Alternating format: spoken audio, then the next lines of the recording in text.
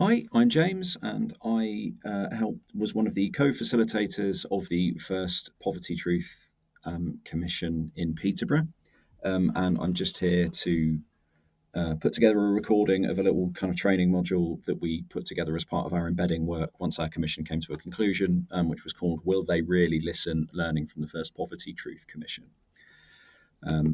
So our first slide is just a little overview of what the Poverty Truth Commission is and how it works. So the basic idea is very simple, which is just that people who have a lived experience of the struggle against poverty often are not included in service design and delivery, and that the people who do design and deliver services often don't have much of that direct experience or have relationships with people who have that direct experience. So the idea behind a Poverty Truth Commission is that you build a group of people from the community who have that direct lived experience. You meet regularly with them to kind of build up their confidence, build up those connections. And then once they're kind of ready to tell their stories, you put them together with a group you've kind of been putting together side by side with that, which is made up of civic and business leaders from the city, people who have influence over policy, have influence over decisions in your local area, and who are willing to open their hearts and kind of listen and build those connections and build those relationships. The idea being that when you kind of have those direct relationships between the people who design policy and the people who are directly affected by those policies, that will. The idea is that will drive change and improve things. This all revolves around the Poverty Truth motto, which is that there is nothing about us without us is for us. So, what did we learn while we were during the course of our kind of 2-year commission? We did learn lots of things. Our evaluation is available, but just as a kind of very quick whistle-stop tour,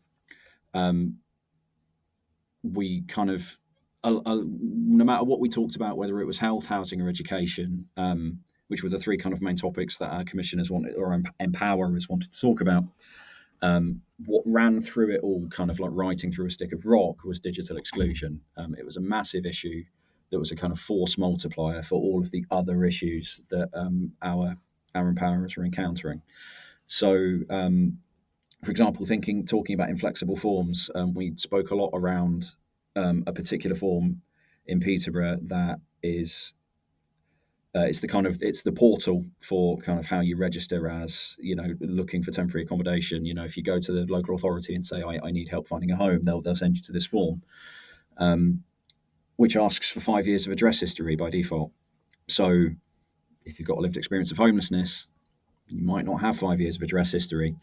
If you have any dates that overlap, it will bounce you and give you an error message. You can't have any dates overlapping. You have to account for 5 years.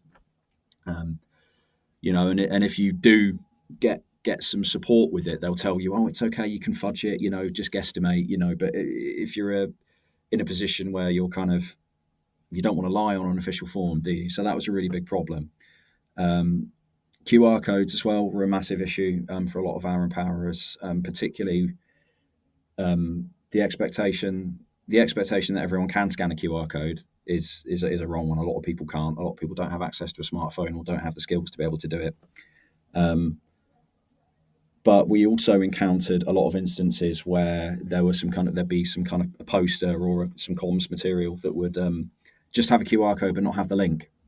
And a lot of our empowerers they might not be able to scan a QR code, but they still can access the internet, like at their local library. You get a couple of hours a day, so that if there was ever a link they wanted to check out later, they'd write it down and go off. And you can't write down a QR code. So we're always encouraging people now to always make sure that they include the direct link to the whatever it is that the QR code points to.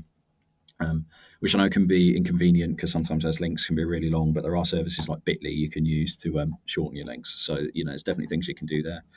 The same goes for passwords and usernames. We did a lot of work with the local kind of, it was the hub for home, for people experiencing homelessness in Peterborough. It was the main support service. And they often help people with that form we mentioned previously that asks for 5 years of address history, but also expects you to make an account. It expects you to have an email address and make an account. And for people experiencing street homelessness, kind of having regular access to your email account and being able to remember a password and a username often isn't the first thing at the top of their mind. I mean, in this service, this place does have kind of ways around it, but it's just something to bear in mind. And also, we discovered that if you're thinking about how your service interacts with people, how people feel when you try and interact with them. Do you know if when you call people it comes up as an unknown number? Because we discovered that an awful lot of medical services, when they call people, it comes up as an unknown number. And of course, again, you're talking to people who've had negative experiences, who might be, not have much trust. We tell people, well, if it's an unknown number, don't answer it, because it could be a scam, it could be spam. But are you aware that when you call someone, don't bounce them if they don't answer the phone in the first instance, because they might be scared of your caller ID. So it's just a lot of those little things. If you haven't experienced them directly, you might not be aware of them. So we just wanted to highlight those. The next section is a bit where I talk a little bit about what I learned specifically as an individual, because the Poverty Truth way of working very much involves the facilitators as individuals coming to it as a whole person. So, it was very much a learning experience for me, and I've changed throughout the process, and I just want to talk a little bit about that next. I did learn an awful lot about myself. Some of this might be obvious to other people, but it wasn't always obvious to me. How you look and dress is very important. I think people often refer to this as kind of trauma-informed approach. I tried my best to dress casually and not wear my lanyard when I was doing this work.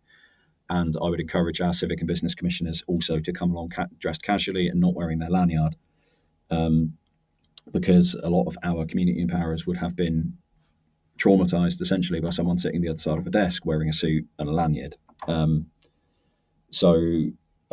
Anytime I was doing this work or going out in the community to engage with people and try and encourage people to come take part in Poverty Truth, I'd always try and dress as casually as I could,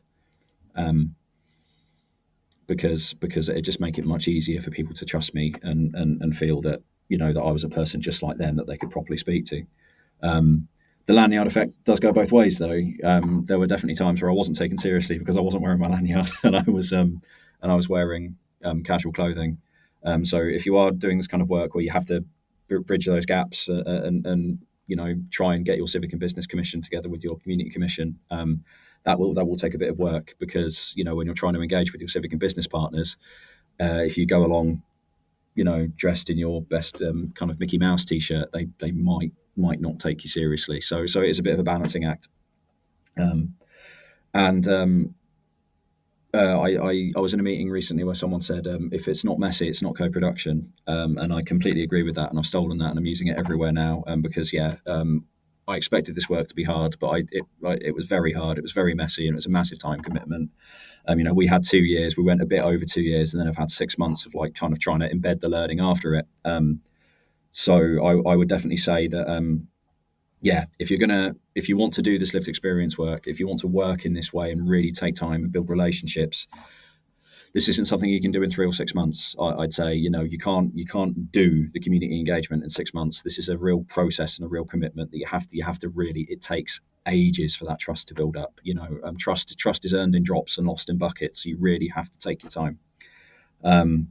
But having come out the other side of it, I would then say it is absolutely the right way to work if you want to engage your communities. And I don't really want to work in any other way now. Our evaluator asked, did an exercise with us where she asked us as facilitators, what's changed about you? And I kind of reflected on it and thought, actually, what's changed about me is that I'm all in on this now. I don't really want to do anything else. Be prepared to be changed if you want to, do this kind of work. But talking about scariness and messiness, it is hard work to do. It is scary work to do. And there was a really big fear that kind of, that all of us felt. And that was the fear of not being listened to. This is something we all felt. For our community empowerers, they were worried that we kind of had a meeting before one of our big kind of launch events, and they said, well, what are you worried about the work going forwards when you start talking to our civic and business partners? And they just thought, well, that they'd open their hearts, they'd open their souls, they'd tell their story, they'd talk about all these negative things that had happened to them, and then nothing would change and nothing would happen, and they'd just be dismissed the way they'd always been dismissed previously. And the only way you get around this is by creating that brave space and creating that expectation that there will be active listening. But it is a definite fear. But it was also a fear for our civic and business commissioners as well, who kind of did, to a person, did want to come along and be open and real and human, um, and were worried that kind of they'd just be shouted at about the people being annoyed with them about their bins not being connected or collected, or about their benefits being stopped, that kind of thing. So it was definitely a fear on both kind of sides of the fence, as it were. But like I said, you can create the conditions and create the space for to kind of get over some of that fear. So when we talk about listening, what do we mean? We're talking about active listening. So we always we always want to have that space for people to be able to really spend time with each other, and be present with each other. And when I talk about being present, I mean that people aren't kind of checking their phones and not rushing off and doing emails and things like that. When you're in the space, and you're engaging with the people you're kind of talking to. And a lot of the active listening stuff is stuff you'll be familiar with anyway. It's making making a bit of eye contact if you can, although eye contact doesn't always equal listening, and some people find it a bit hard to make eye contact.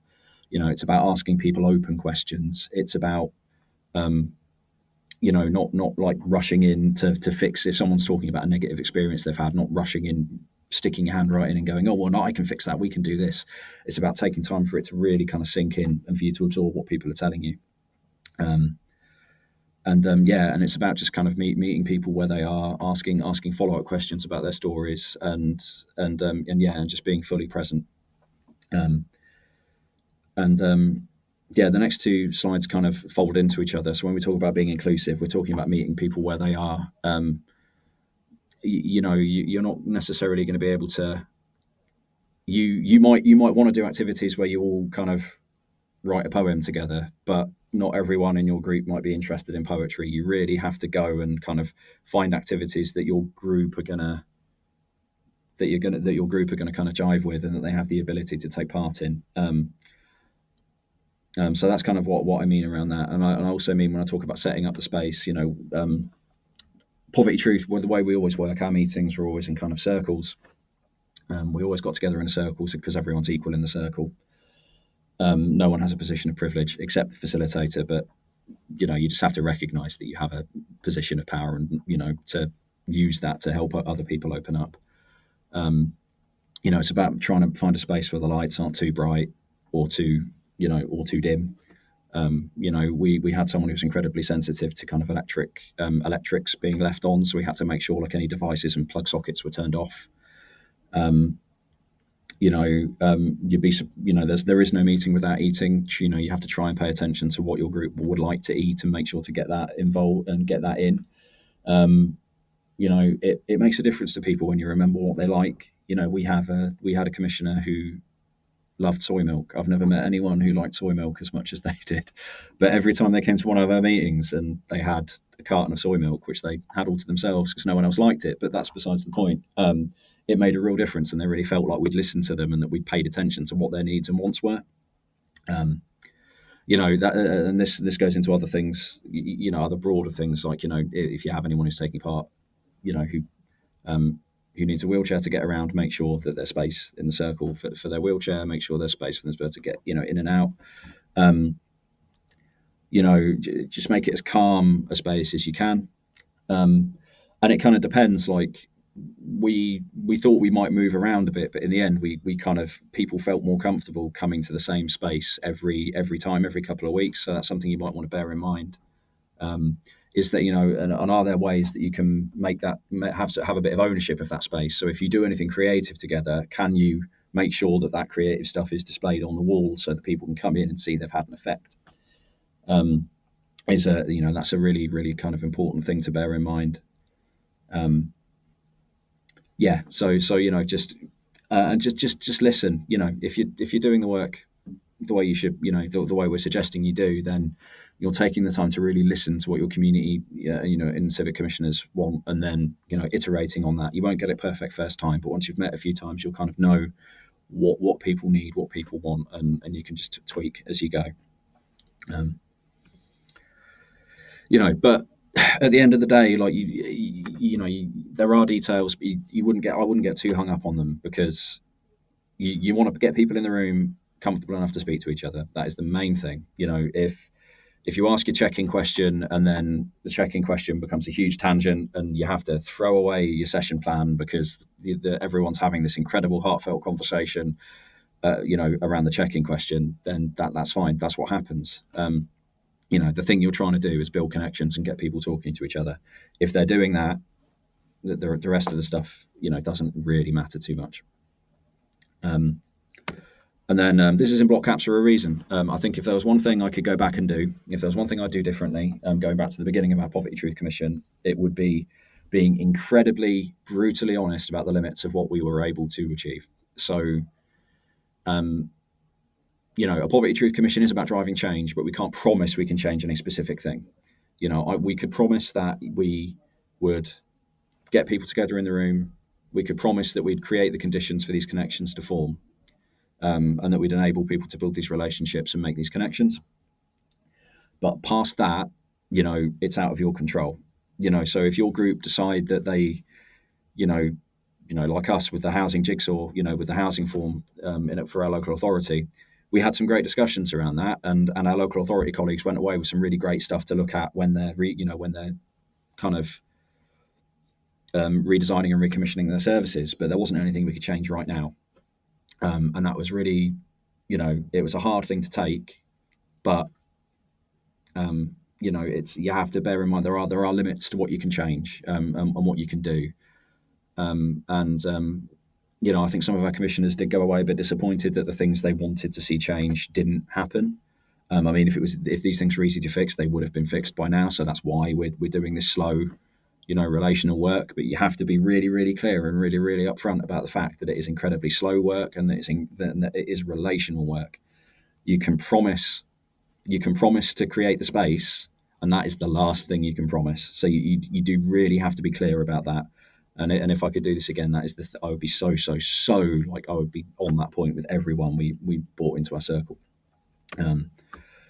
And then just bear in mind the kind of language you use and be willing to change and iterate it. I've spoken about change and iteration in terms of your commission as it goes forwards. So I've kind of used commissioner and empowerer interchangeably. Our community group, they wanted to be called community empowerers. That's what they chose. So that's what we called them. So just be willing to kind of meet the people you're working with where they are. And change your language to suit what they like. There's some bigger questions around this. So like the word, our group didn't love the word poverty, for example, but we're a Poverty Truth Commission. It's a model developed by the Poverty Truth Network. We couldn't really get away from the word poverty, but a lot of our some of our group didn't identify with the word poverty. They didn't consider themselves as having experienced poverty. But when I spoke to them and they'd say, oh well, I'm from a single parent family, I've been on benefits, I've had to use a food bank, I'd say like, well, I'd say that your experience probably is, relevant to this conversation, even if you don't necessarily identify with the word. And that in that case, we were just kind of stuck with it, but we were honest about why we had to keep using the word, almost as like a branding thing. But I've used the word lived experience. I've used the term lived experience a few times. Some people don't like that word. They'll like to use living experience because lived implies it's in the past. For our group, it wasn't in the past. It was very much in the present. So it can be living experience. I think the Poverty Truth Network themselves are moving towards saying living wisdom. So it's kind of, again, see what your group like and then go with that. Our biggest takeaway, probably, I'd say, is that people just really don't like having their interactions they don't like having to go through a machine to get to a person. For so many of our community commissioners, the issues they'd had, the things they'd had go wrong in their lives, the support they needed to get, in a lot of cases the services are there, but they can't get to them because there's a switchboard or a chat bot, or like they have to fill out a form or something like that they're just not able to engage with. And so to anyone interested in doing this kind of work, or any kind of civic or business organisation that's thinking, what can we learn from this Peterborough Poverty Truth Commission? I'd say, please just make sure that if someone is trying to get through to you and needs help from you, make sure they can get through to a person. It'd probably be my biggest takeaway, because Yeah, so many. You know, we had one of our commissioners doesn't have an email address.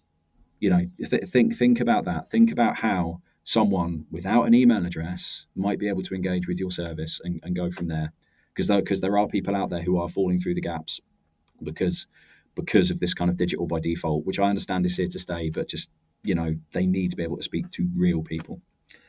And what about some other outcomes as well? If we're, you know, thinking about what changed as part of our commission, so our local authority does now have a poverty transformation strategy. We've fed all of our kind of stories and information and our evaluation through into that. So poverty is very much at the top of their agenda. It was pretty close to the top anyway, but we'd like to think we've played a part in making sure that it stays right up there, and that everything we found out has gone right through to them. So I've spoken a lot about digital exclusion. Part of how we're trying to fix that is through a digital inclusion project that we're running in partnership with Connecting Cambridgeshire, which is to kind of set up, you know, in a lot of cases it's in the same community spaces we recruited people from for Poverty Truth, and kind of set up digital hubs, because in a lot of cases these places are already where people are going for help and support with digital services. So it just gives them a bit of funding to buy devices or get training or improve their own connectivity, so that, you know, that people can go and get a more kind of settled specific service when they go into, say, you know, St John's Church, and ask for help with, you know, their housing benefit form or getting onto the housing jigsaw or something like that. So that was a really, you know, big. We're really proud of that, and that work carries on. And then we did also speak to JobSmart, which is a kind of employment focused arm of our regional college, who they again experienced a lot of people coming in and wanting help with this kind of thing, you know, wanting help with filling out forms and having trouble with digital forms. And so with kind of the evidence base that we gave them, with the conversations we had, they said, okay, well, we'll make sure we timetable a lecturer for a couple of hours a week. We'll run a drop-in. So on a Monday morning, you know, if you're in the area and you're already struggling with your kind of, you know, with some kind of online form, you know, accessing a service, come in and we'll help you. And there are limits to this, of course. You know, they're not able to give you immigration advice. You know, will help you apply for a visa, but it's still, you know, it will get through to a lot of problems. And then for our last couple of slides, we've just got some of the feedback we got from our commission. So I think these were from civic and business commissioners, as well as our community commission.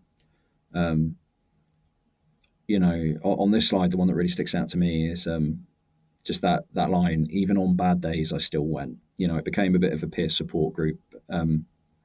And, you know, it really was in the moment helping people who might not have been able to get support for their kind of mental health anywhere else in that moment. So that was really important to us, to create that safe and brave space. And then this last slide is a bit of feedback from one of our civic commissioners, who I wanted to highlight it because this is exactly why we do this. You know, quote, "I had this preconception about who was in poverty and what it was like. I had unconscious bias about poverty, and it's been blown away through this process." End quote.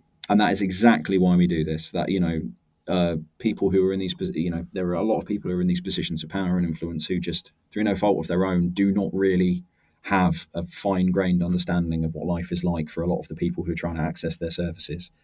And, you know, for at least one of our civic commissioners, this really helped kind of get them that understanding. You know, and that to me is total success. You know, I think about the fact that our commission had someone on it with a lived experience of the struggle against poverty, and they'd been street homeless. And then we also had a civic and business commissioner who was involved in the housing needs team at our local authority, and they became friends, and they're still friends.